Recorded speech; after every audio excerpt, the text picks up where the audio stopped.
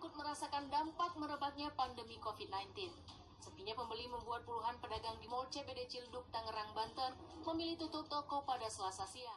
Tutup karena tak sanggup membayar gaji karyawan dan sewa toko sebesar Rp25 juta per bulan. Para pedagang pun mendatangi kantor pengelola pusat perbelanjaan meminta dispensasi sewa bulanan sebesar 50%. Namun belum ada jawaban dari pihak pengelola. Untuk mengakali pendapatan, pedagang memanfaatkan jualan. Asik juga ya musiknya. Tapi kan ini scene-nya sedih. Kok musiknya gini? Tar ganti dulu ya. Nah, ini yang bener. Kredit udah macet, modal udah nggak ada, dagangan udah pada nggak laku. Gimana coba mau jualan? Mau makan apa ke depannya? Apa coba ngajuin kredit ke bank aja ya? Tapi takutnya ditolak. Tapi coba aja dulu lah, daripada nanti nggak makan kan?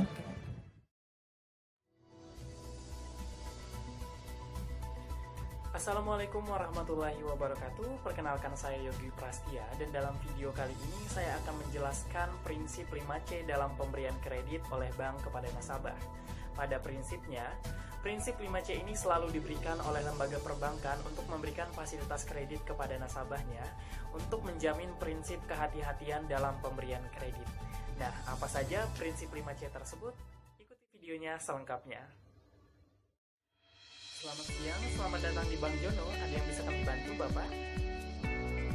Siap, Pak. Saya ingin mengajukan fasilitas kredit untuk perusahaan saya, untuk pembiayaan perusahaan saya, dan berkas-berkasnya sudah saya tempatkan di sini ya.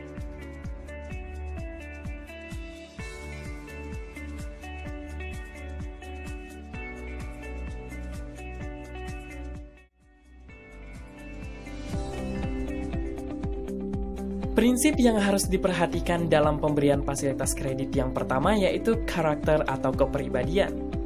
Nah, prinsip ini dilihat dari segi kepribadian calon nasabah. Hal ini bisa dilihat dari hasil wawancara antara customer service kepada calon nasabah yang hendak mengajukan fasilitas kredit, meliputi latar belakang, kepribadian, pola hidup nasabah, kondisi keuangan, dan lain-lain. Nah, hal ini akan menjadi penilaian dari fasilitas kredit yang akan diberikan oleh lembaga perbankan. Prinsip yang kedua yaitu capacity atau kemampuan.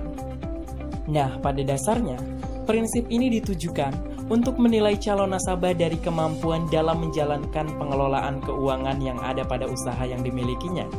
Apakah nasabah tersebut pernah mengalami sebuah permasalahan keuangan atau terlibat kredit macet dari lembaga keuangan yang lainnya. Sehingga, kreditur dapat menilai apakah fasilitas kredit dapat diberikan atau tidak diberikan kepada calon nasabah. Prinsip yang ketiga yang harus diperhatikan dalam proses pemberian kredit yaitu kapital atau kondisi aset dan kekayaan. Nah, prinsip ini digunakan untuk menilai kondisi aset dan kekayaan yang dimiliki oleh nasabah, khususnya nasabah yang memiliki sebuah usaha. Kapital biasanya dinilai dari laporan tahunan perusahaan yang dikelola oleh nasabah, bagaimana sistem keuangan, kesehatan perusahaan, dan kondisi pemasukan serta pengeluaran dari perusahaan tersebut. Nah, hasil dari penilaian tersebut akan menentukan layak atau tidaknya seorang nasabah untuk mendapatkan fasilitas kredit dari lembaga perbankan. Prinsip yang keempat yaitu crawler atau aset dan jaminan.